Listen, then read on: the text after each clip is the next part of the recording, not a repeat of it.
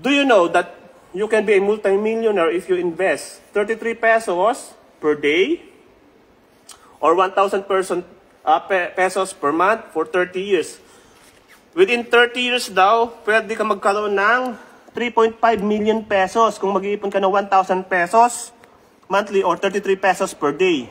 So, saan mo ilalagay yan? Yan yung mga financial instrument na kumikita ng 10% to 30% yearly. Gusto mong malaman kung saan yan?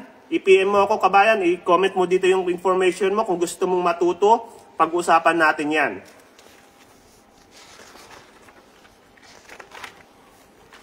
Okay? Different investment vehicles that we need to know and understand. Okay, ano nga ba yung mutual funds? Okay, yung mutual funds, okay, ito yan Kung pumapasyal ka dyan sa may Central, yung Exchange Square dyan, sa may Kalabaw, yung tinatawag natin Kalabaw dyan na may fountain, yung may flag ng Hong Kong at saka China, at saka yung may silver na nakaposisyon ng martial art. Yan yung tinatawag natin na Exchange Square. So, ito yan, kabayan, sa mutual fund o stock market, okay, kung napapaisip ka ano yung mga ginagawa ng employer mo doon sa computer nila at saka sa cellphone nila, tingin sila doon sa cellphone nila, may nakikita kang kulay pula, kulay green na numbers. Kulay green na numbers, ibig sabihin yan, kumikita yung investment nila. Yung kulay pula na numbers, ibig sabihin yan, bumababa yung presyo ng stocks, bumibili yung mga employer natin. So yan, ito yan.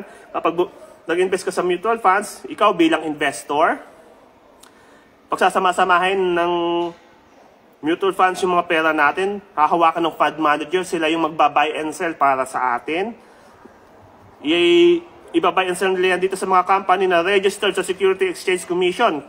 Company na kagaya ng Jollibee, URC, Meralco, BPI, PLDT, Ayala Land, Mega World, RFM, SM, PNB, at marami pang iba. Top 30 company ng Pilipinas, blue chip company po. Diyan po pinapasok ng mga mutual fund manager yung pera natin. And then, kapag kukuhanin mo na yung pera mo, dapat itaon mo na mataas yung market. Ano po?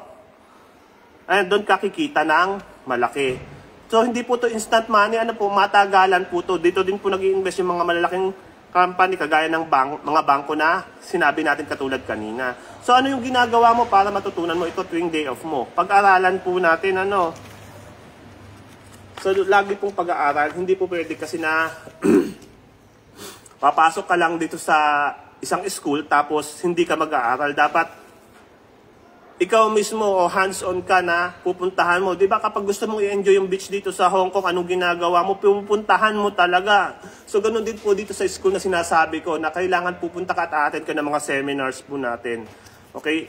Dito lalagyan natin to ng laman para yung bulsa mo magkaroon din ng laman at hindi na maubusan.